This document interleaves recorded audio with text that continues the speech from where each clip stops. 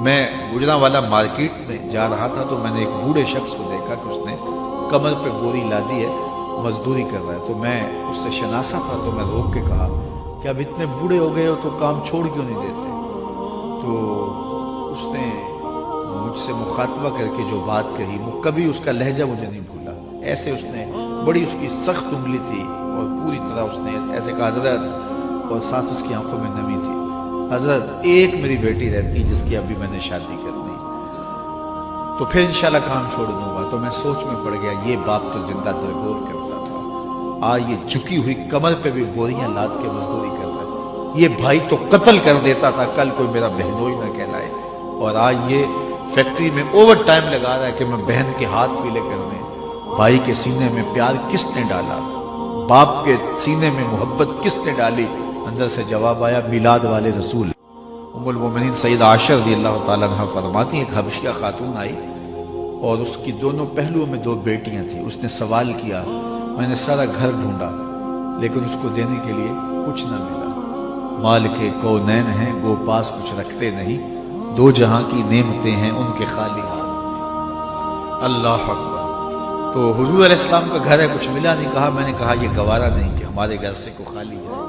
میں نے پھر دوبارہ تلاش کی تو مجھے ایک چھہارا مل گیا، خشک کھجور مل گئی۔ میں نے وہ کھجور اس عورت کے ہاتھ میں رکھ دی تو اس نے اس کو 2 حصوں میں تقسیم کیا، آدھا ٹکڑا اس بیٹی کے منہ میں ڈال دیا، آدھا اس منہ میں ڈال دیا۔ خود بھی بھوکی تھی لیکن خود نہیں لیا۔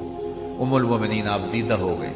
حضور جب گھر آئے تو سب سے پہلی بات سلام عرض کرنے کے بعد یہی عرض کی، حضور آج عجیب واقعہ ہوا۔ ایک خاتون آئی، اس کے پہلوؤں میں 2 بیٹیاں تھیں اور وہ خود بھی شدید بھوک سے تھی اور اس کا پیٹ کمر سے چپکا ہوا تھا، لیکن میں نے تلاش کیا تو ایک کھجور ملی تو میں نے پیش کی تو اس نے حضور خود نہیں کھائی، آدھے آدھے ٹکڑے کر کے 2 بیٹیوں کے منہ میں ڈال دیا۔ تو آقا کریم نے فرمایا کہ قیامت کے دن اس خاتون کو جہنم کا حکم ہو گیا گناہ کی وجہ سے، تو یہ بیٹیاں آڑ بن کے کھڑی ہو جائیں گے، اے اللہ ہم اپنی ماں کو جہنم میں نہیں جانے دیں گے۔ تو بیٹیاں ماں باپ کی بخشش کے زمان، امرأہ مردودہ حدیث میں آتا ہے۔ امرأہ مردودہ اس عورت کو کہتے ہیں جس کے شوہر نے اس کو طلاق دے دی، تو وہ پہلے کوئی اتنی خوبصورت نہیں تھی، پھر طلاق یافتہ بھی ہو گئی، اب معاشرے میں کون سے قبول کرے گا؟ پہلے ماں باپ نے بڑے جتن کر کے بڑی محنت سے شادی کی تھی، اب جہیز نہ لانے کی وجہ سے یا بدصورتی کی وجہ سے یا کسی اور وجہ سے طلاق دے دی گئی، اب وہ واپس باپ کے دروازے پہ آ کے بیٹھ گئی۔ اس کو کہتے ہیں عربی میں امرأہ مردودہ۔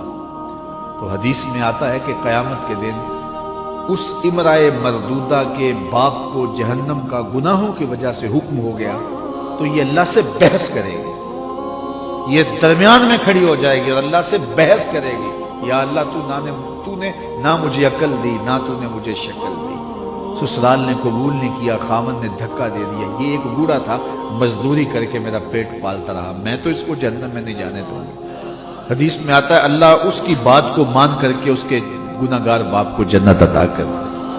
کہاں بیٹیاں جہنم اور کہاں بیٹیاں زندہ درگور کی جا رہی ہیں اور کہاں بیٹیاں ماں باپ کی بخشش کی ضمانت بنتی جا رہی ہیں۔ یہ میرے حضور کا لایا ہوا، یہ میرے حضور کا لایا ہوا پیغام محبت ہے، خوشبو پھیلی حضور کے لائے ہوئے دین سے۔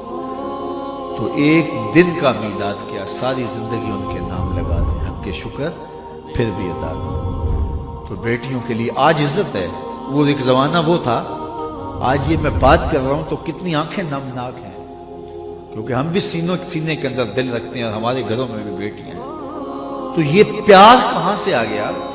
یہ چشم الفت کے کہاں سے آ گئے؟